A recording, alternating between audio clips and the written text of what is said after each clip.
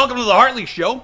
Today we're going to be talking about The Walking Dead. Now it's the hugest goddamn thing in the fucking world. All the multiple things involving it too, video games, comics, TV shows.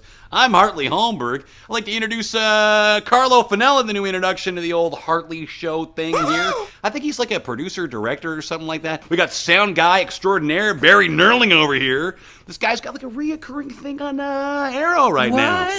And of course, Steve Gerwig, camera extraordinaire guy. Roberto Benassi, Shannon Archibald, who've helped make this actually possible. I already said I'm Hartley Holmberg, right?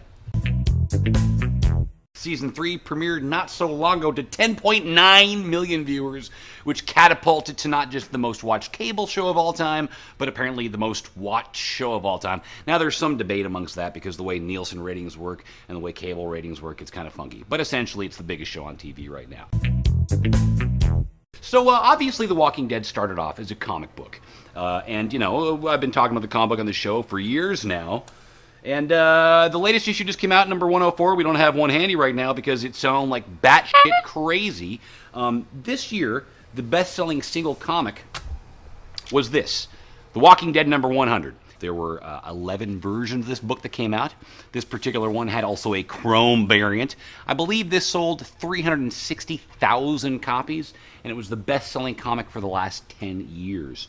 The latest issue was number 104, but the first issue from the run that broke into the top 10, other than number 100, was this issue, which was the issue that came out the month that the series, season 3, came out as well, which is also the first time that a comic book has had that much of an influence, or a TV show has had that much of an influence on a single issue. So I believe this book went from about number 27 on the charts to number 9, a 33% reader increase. That's a big fucking whoop.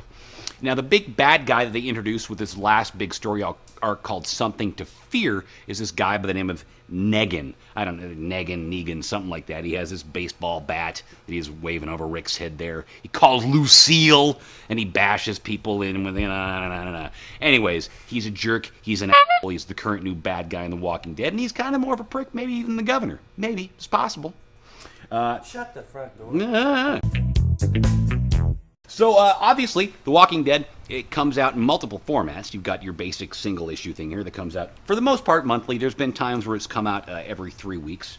And then, of course, you've got the trade-collected version, which generally puts out 6 issues in a volume. This is the latest volume here.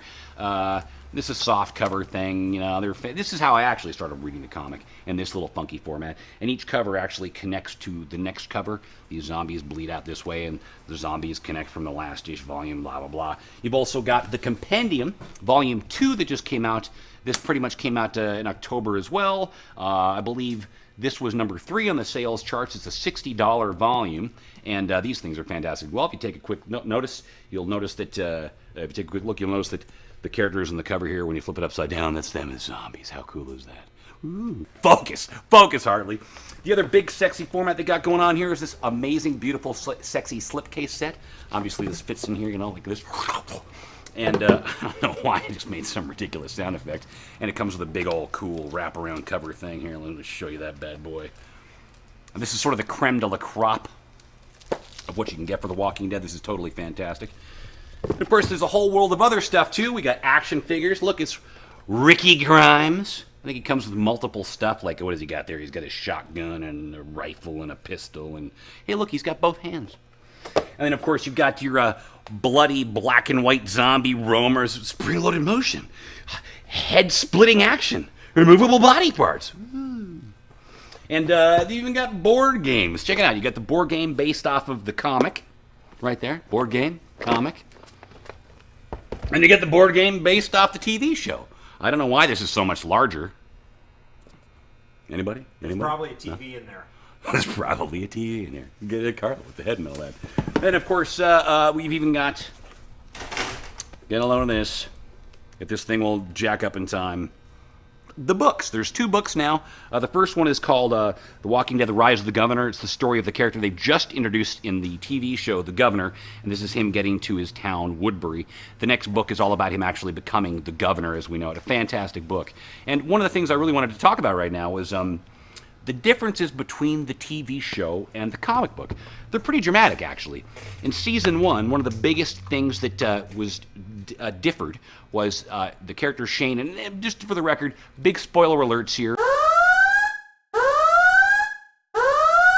If you haven't read up to number 104, and if you haven't watched up to about episode 5 of the show, be forewarned, I'm going to blow shit for you.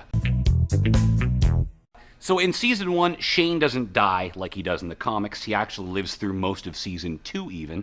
By the time season 2 is over, we lost 2 characters that died quite a bit later, Sophia and Dale. Dale lives for quite a while longer. I think he's around till about issue 70 or so of the comic book. And Sophia is still even alive in the comics. There's tons of characters they don't introduce in the TV show as well.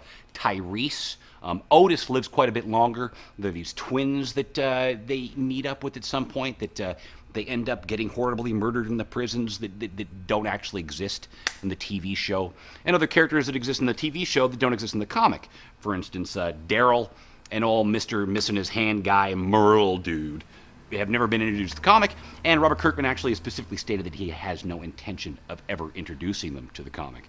And one of the neatest things about the TV show and the comic is how they follow similar story beats, but they don't actually do the same thing.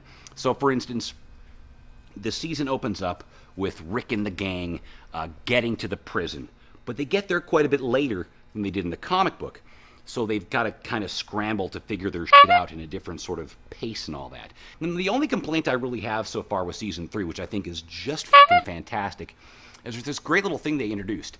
They introduced riot guard zombies, which, holy difficult to deal with that. But the one little problem with that is they haven't shown any visible sign of injury. There's no bite. No way for them to have died, so why are these fucking guys zombies? You know what I'm saying? I'm hoping they explain it at some point, but so far it's a little bit of a glitch. So there you have it. The Walking Dead. I'd like to thank Taz Comics for hosting the show. I'm Hartley Holmberg, and you've been watching The Hartley Show.